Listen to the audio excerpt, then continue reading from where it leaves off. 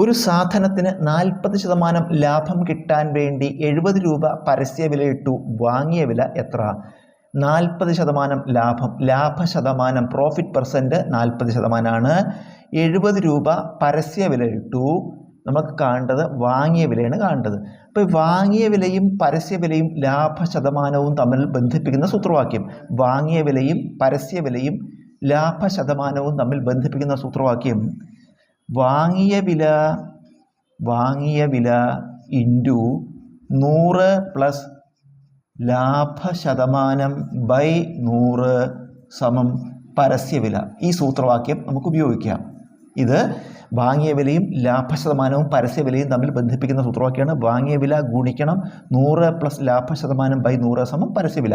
ഇതിൽ വില കൊടുക്കുക. വാങ്ങിയ വില നമുക്ക് അറിയേണ്ടത്, അത് നമുക്ക് വേണമെങ്കിൽ എക്സ് എടുക്കാം. ഇൻറ്റു 100ഉം ലാഭശതമാനവും കൂടി കൂട്ടിയാൽ 140 എന്ന് വരും. 140 ബൈ 100 സമം പരസ്യവില എത്രയാണ്? 70. ഇത് എക്സ് കാണാൻ നമ്മൾ ഇൻറ്റു 140 ബൈ 100 അങ്ങോട്ട് എടുക്കുക. അപ്പോൾ എക്സ് സമം ഇവിടെ 70 ഉണ്ട്.